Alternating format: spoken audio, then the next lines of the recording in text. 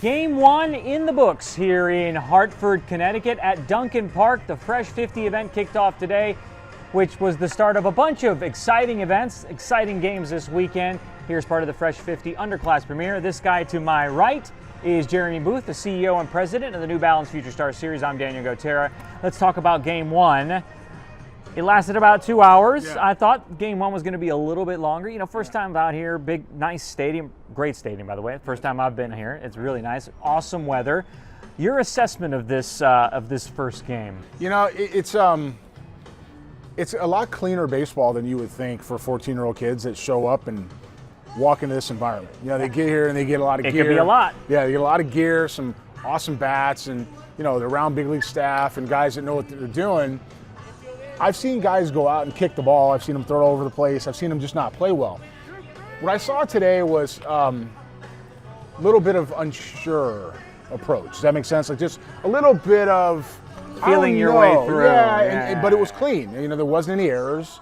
There was one potential error in the first inning off Brett Carter. Hard hit ball to the first baseman that kicked over his head. That's really a hit. Official scorer got it right, you know, it became a hit. But, you know, when it comes to how they played the game, they didn't throw the ball over the place, and it was generally a good approach. You'd like to see a little more hard contact. You'd like to see some more consistency in what they did, but all in all, that's pretty good for just out the gate. One of the things I noticed was from the pitching perspective, and you guys addressed this afterwards to them, be aggressive. Yeah. Throw first strikes. When you fall behind, throw strikes. Don't throw breaking balls 2-0, like that sort of stuff.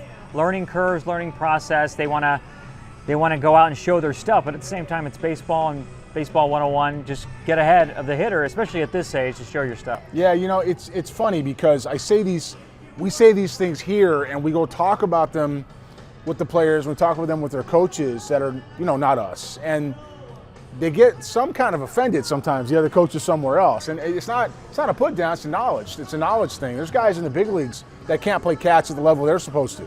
And so when pitchers come out here and they don't have an approach, or the approach they've forgotten, they have to be reminded. They have to have something added to it, and they have to grow within what their normal structure would be.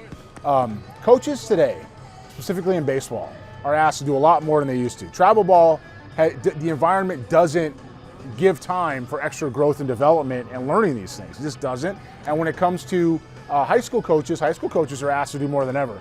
They do more than ever on the smallest budget you can imagine. So it's not, the time isn't always there to put it in.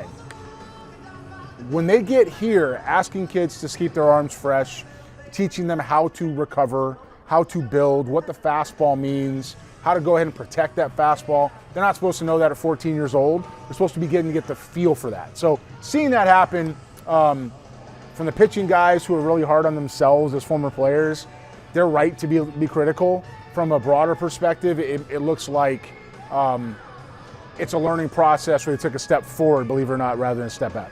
I thought one of the cool things you said afterwards when you were talking to them was question yourself, challenge yourself. Would you be pleased with your effort today?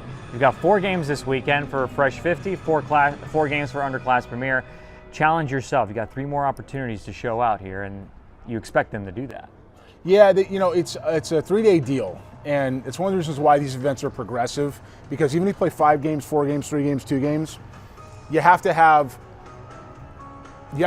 check marks and benchmarks along with that to where you're going to end up. And right now, it's just another day. It's such a negative sport as a whole that when they're here, if all they took away from today, besides the clean baseball, right, and the repetition, was how to be in the stadium, was how to process information, how to soak in the environment, how to be treated as a prospect instead of somebody who's always chasing their tails. Get a little confidence. That's a win.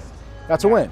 And it's well worth the time they've spent to get here, and it's well worth the travels along the way, but that's a benchmark. A benchmark is believing in yourself. A check mark that you would have is the execution and playing at least clean baseball, if not inspiring baseball, but clean baseball. And to have both of those today in such a negative sport, which beats you down anyway, is a big win for these kids. I'm glad they got to achieve. Well, it is a big weekend. Fresh 50 kicking it off, like we mentioned. First game in the books. Later tonight, Underclass Premier gets onto this field here at Dunkin Park. Like I mentioned, it's a great ballpark. Love the logo for the Hartford Yard Goats. It's one of the best ones in minor league baseball. We got a lot more stuff. He's Jeremy Booth. I'm Daniel Gotera. We'll talk to you again soon after Game 2. See you then.